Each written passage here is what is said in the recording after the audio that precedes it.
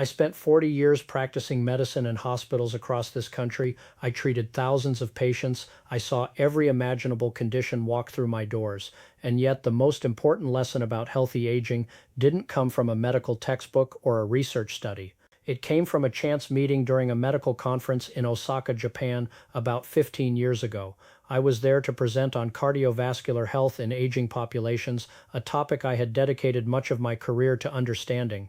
But what I witnessed during my week in Japan completely changed how I think about physical health as we age. I watched elderly Japanese men and women move with a fluidity and strength that I rarely saw in my American patients of the same age. These weren't athletes or fitness enthusiasts. They were ordinary people, shopkeepers and grandmothers and retired businessmen, who simply moved differently than what I was accustomed to seeing.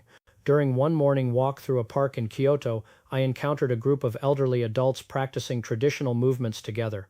Their balance was extraordinary, their posture was impeccable, and when I struck up a conversation with one gentleman through a translator, I learned he was 92 years old. 92. This man moved with more grace and stability than some of my patients in their 60s. That experience planted a seed in my mind that grew throughout my remaining years of practice. I began researching traditional Japanese practices and their effects on mobility, balance, and strength in older adults. What I discovered was remarkable, and it forms the foundation of what I want to share with you today. I am Dr. Michael Harrison. I spent over 4 decades as a hospital physician treating patients across all age groups. After retiring, I dedicated myself to sharing practical health wisdom with people like you, seniors who want to maintain their independence and vitality as they age. This is the information I wish I could have given every patient during my career, but office visits are simply too short to cover everything that matters. Today I want to share something that could genuinely transform your daily life. We're going to talk about 6 specific movements that many Japanese adults practice regularly throughout their lives, movements that help explain why Japan has one of the highest life expectancies in the world, and why their elderly population maintains functional independence at rates that put other countries to shame.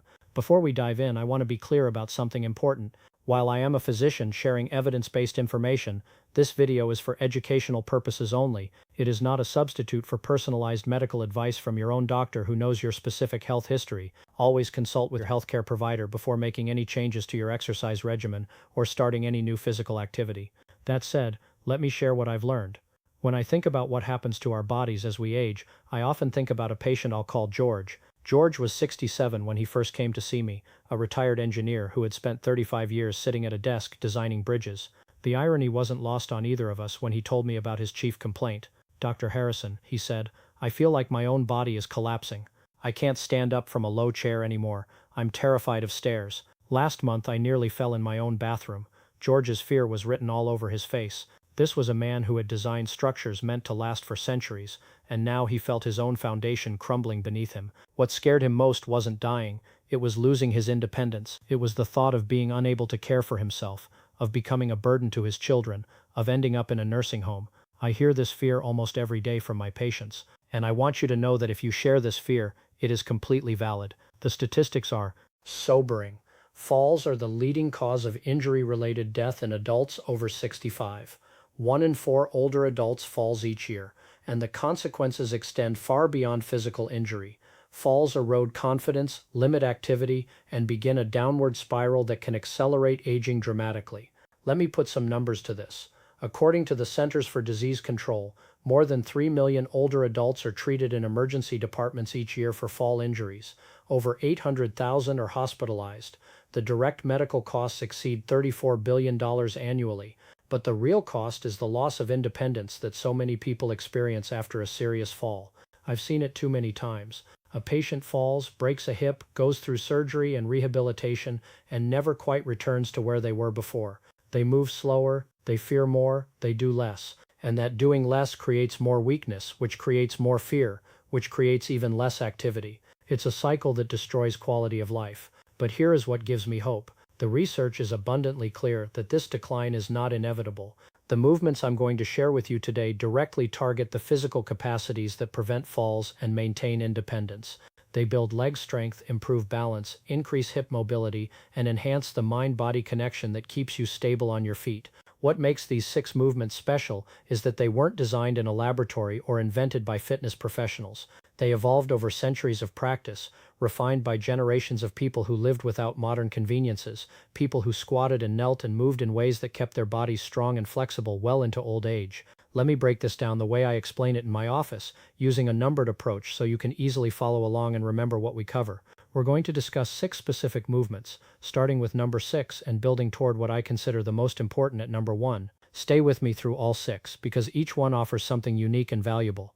Number 6 is called shikodachi, the sumo stance. You've probably seen sumo wrestlers assume this wide, powerful stance before their matches. What you might not realize is that this position isn't just for professional athletes. It's a foundational stance that Japanese martial artists have practiced for centuries, and it offers remarkable benefits for anyone wanting to maintain lower body strength. Let me share what happened with a patient I'll call Dorothy.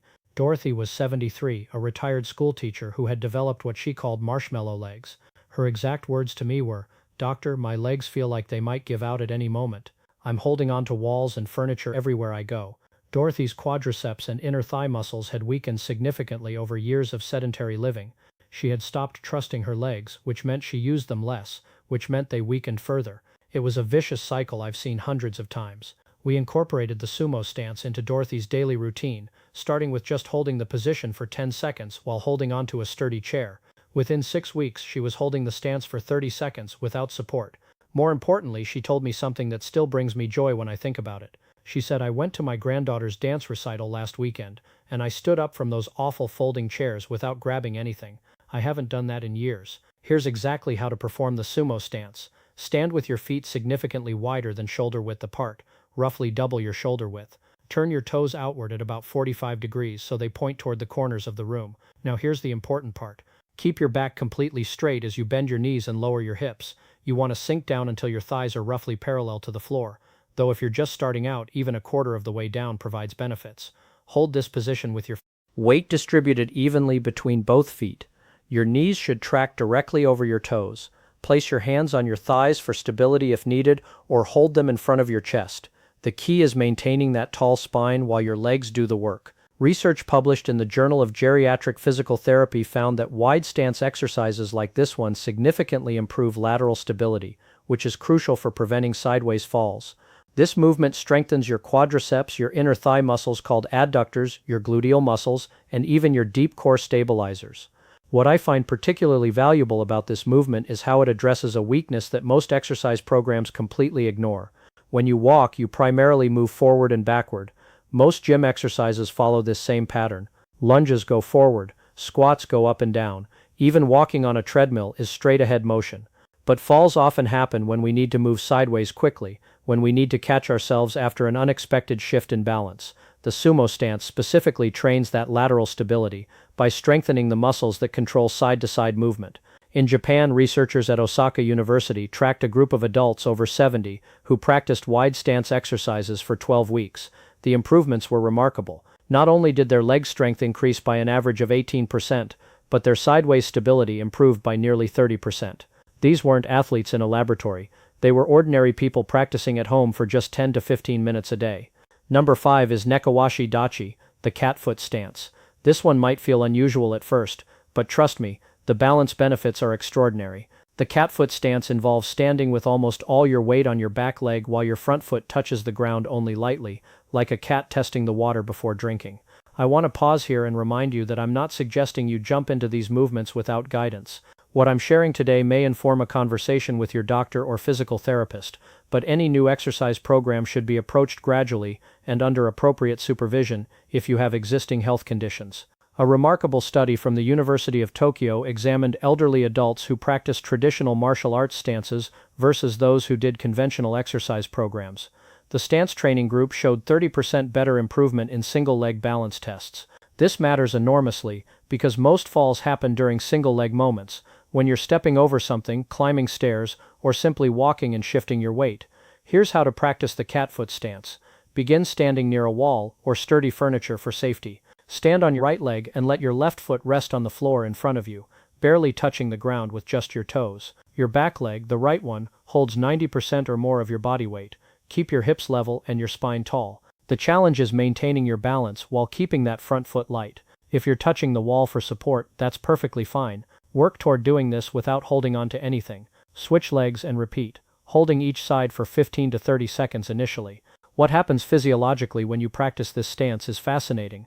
Your body has thousands of tiny sensors in your muscles, tendons and joints called proprioceptors. These sensors constantly send information to your brain about where your body parts are in space. When you stand on one leg with intention and focus, you're essentially running a diagnostic check on this entire system. You're forcing your brain to pay attention to signals it might otherwise ignore. Over time, this communication pathway becomes stronger and faster, meaning your body can make quicker corrections when you start to lose balance. I've had patients tell me that after practicing this stance for several weeks, they felt like they had a sixth sense about their balance. One gentleman, 74 years old, told me he could feel the floor differently than before.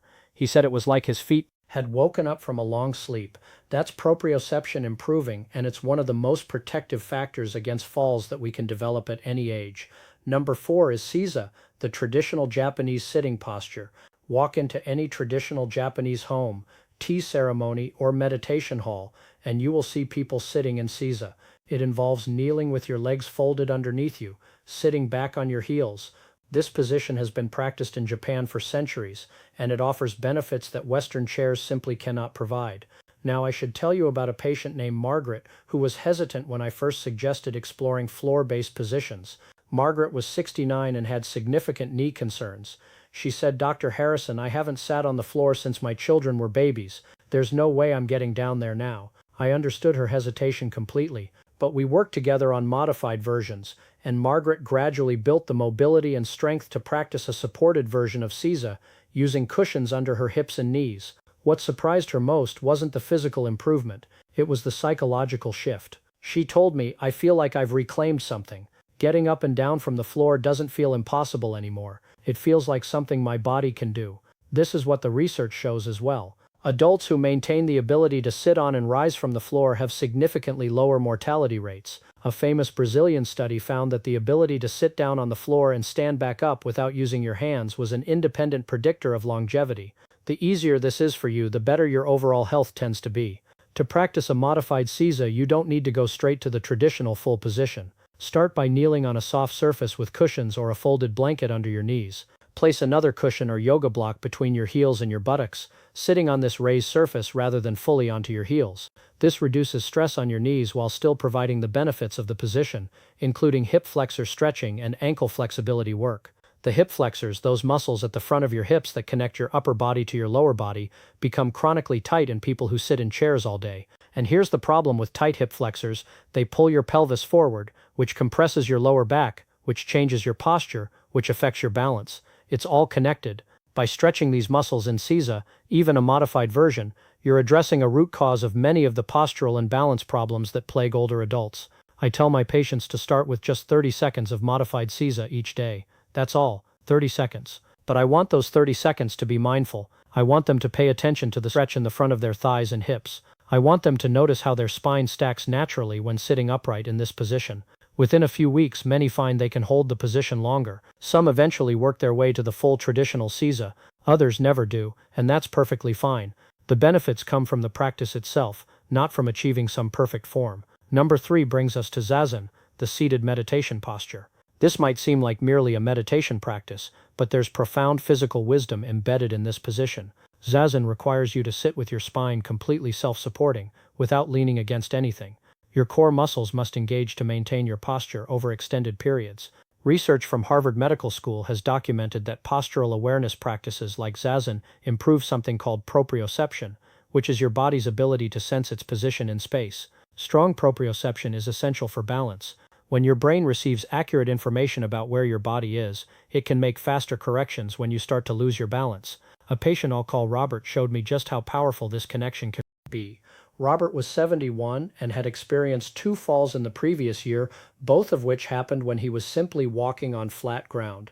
His doctor sent him to me for evaluation, and what I found was interesting. His leg strength was actually decent for his age. What was impaired was his proprioception. His body wasn't sending clear signals to his brain about its position. We incorporated seated posture work into Robert's routine, having him practice sitting tall without back support for gradually increasing periods. We combined this with closing his eyes while seated, which further challenges the proprioceptive system. After 3 months, Robert's balance tests had improved by 25%. He told me, "I feel like I know where my feet are now." That probably sounds strange, but I can sense the ground better than I could before. Here's how to practice zazen posture. Sit on the edge of a firm chair or on a cushion on the floor with your legs crossed comfortably. The key is sitting tall without leaning against anything. Imagine a string attached to the top of your head, gently pulling you upward.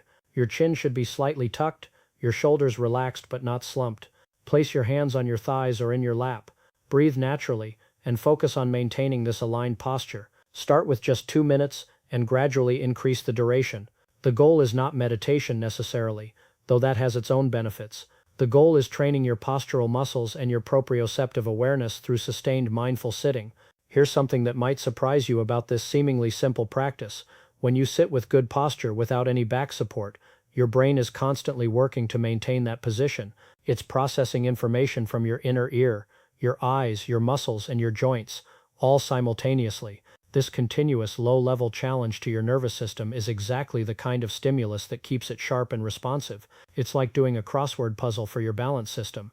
Japanese researchers have found that elderly adults who practice seated meditation postures show measurably faster reaction times when they begin to lose balance compared to those who don't practice. The difference isn't huge in absolute terms, perhaps a few hundredths of a second, but when you're starting to fall, those hundredths of a second can mean the difference between catching yourself and hitting the ground.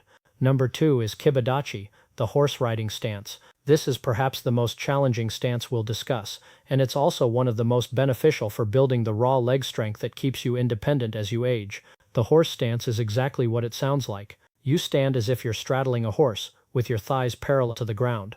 Now here's where most doctors get it wrong when it comes to strength training in older adults. They focus entirely on walking, which is wonderful for cardiovascular health, but does relatively little to build the muscular strength that prevents falls and maintains function. Research consistently shows that resistance training, the kind that truly challenges your muscles, provides greater benefits for functional independence than aerobic exercise alone. The horse stance is essentially an isometric squat, one of the most effective ways to build leg strength without equipment. Studies from the American College of Sports Medicine have shown that isometric exercises like this one can increase muscle strength by 5% per week in previously sedentary adults. Let me share what happened with Catherine, a patient who came to me at age 64, recently diagnosed with osteoporosis. Catherine was terrified of falling and fracturing something. Her fear had made her extremely cautious, which meant she was moving less and less, which was actually weakening her bones further. We started Catherine with a supported horse stance, using a wall behind her for confidence. She could barely hold it for 5 seconds initially, but she practiced daily, adding seconds each week. After 3 months, Catherine was holding an unsupported horse stance for 90 seconds. Her bone density test showed stabilization, and more importantly, her fear had transformed into confidence.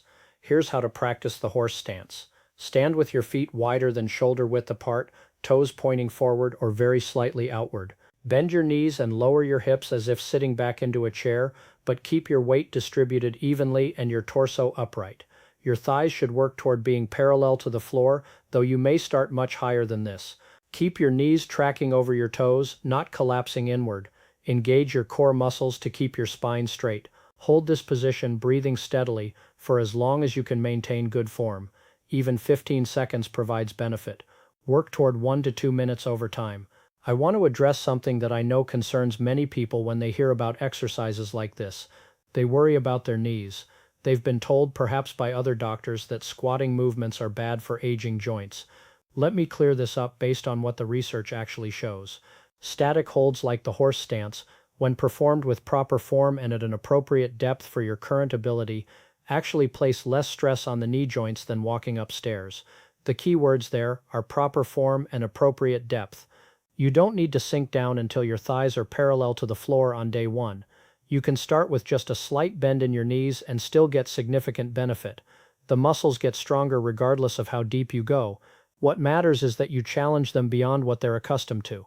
For someone who hasn't done any strength training, even holding a quarter squat position for 15 seconds represents a genuine challenge to those muscles, and muscles respond to challenge by getting stronger. That's the beauty of it. This brings us to number 1, the movement I consider most practical and accessible for my patients, the wall squat. I saved this for last because it combines the benefits of the horse stance with additional safety and support that makes it accessible to almost everyone. The wall squat is brilliantly simple. You lean your back against a wall and slide down until your thighs reach parallel, then hold that position. Your back is supported, your feet are solidly planted, and yet your leg muscles must work intensely to maintain the position. I want to tell you about Harold, one of the most inspiring patients I ever had the privilege of treating. Harold came to me at 78, after his wife had passed away. He was grieving deeply, but he was also terrified. His wife had done everything around the house. She had been the one who drove, who managed daily tasks, who kept everything running. Harold had allowed his physical capabilities to deteriorate because his wife was always there to help. When Harold first tried a wall squat, he lasted 4 seconds before his legs began shaking uncontrollably. He looked at me with tears in his eyes and said, "This is pathetic. I'm a pathetic old man who can't even stand against a wall." I told Harold something that I want to tell you now. 4 seconds is not pathetic. 4 seconds is a starting point. It's data. It tells us exactly where you are, so we can measure exactly how far you go. Harold practiced wall squats every single day. He kept a notebook where he logged his time. 4 seconds became 10 seconds, 10 became 30, 30 became a minute. 6 months after we started, Harold held a wall squat for 3 minutes and 15 seconds.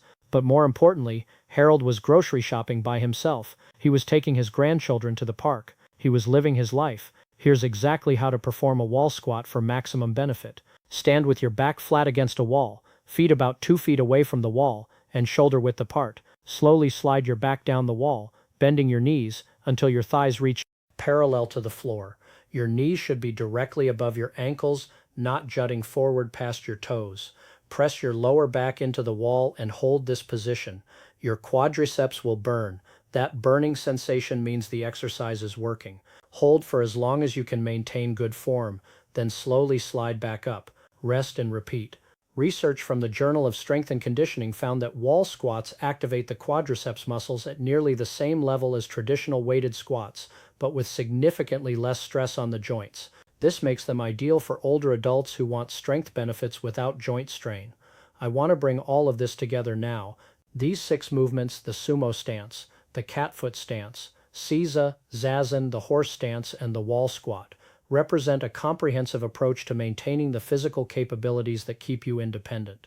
They strengthen your legs, they improve your balance, they increase your hip and ankle mobility, they enhance your proprioceptive awareness, and they build the confidence that comes from knowing your body can handle the demands of daily life.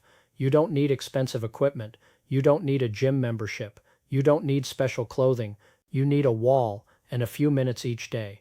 That's it. I've seen these movements transform lives. Not in dramatic, made-for-television ways, but in quiet, profound ways. In the grandmother who can sit on the floor and play with her grandchildren. In the grandfather who climbs stairs without gripping the railing for dear life. In the retired teacher who trusts her legs again. In the widower who reclaimed his independence.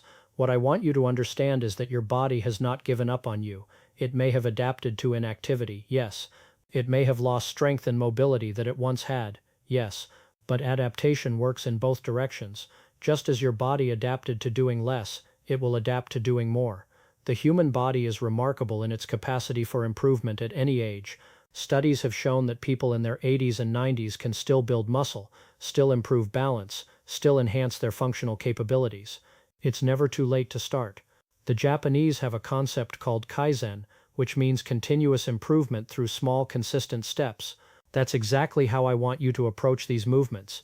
Don't try to master all 6 on your first day. Don't push yourself to the point of pain or exhaustion. Instead, choose one movement that feels accessible to you and practice it for a few minutes each day. When that becomes comfortable, add another. Build slowly, build consistently. Trust the process. I often tell my patients that movement is medicine. Like the best medicines, it works on your muscles, your bones, your joints, your nervous system, and your mental health. There is no pill on earth that provides the comprehensive benefits of regular, appropriate physical movement. Remember, this information is meant to educate and empower you, not replace the advice of your personal physician. Take what you've learned today and have a conversation with your doctor about what's right for you. Start slowly. Be patient with yourself. Progress will come. If you found this helpful, if you learned something today that you can use, I would really appreciate it if you hit that subscribe button. I release new videos every week, specifically designed to help you take control of your health and maintain your independence as you get older. And I promise to always give you the science without the hype. Drop a comment below and tell me which of these movements you plan to try first. I personally read every comment, and I would love to hear from you. If you know someone who struggles with balance or leg strength, perhaps a spouse, a parent, or a friend, please consider sharing this video with them. You might be giving them information that truly changes their life. Here's to your health. Take care of yourself.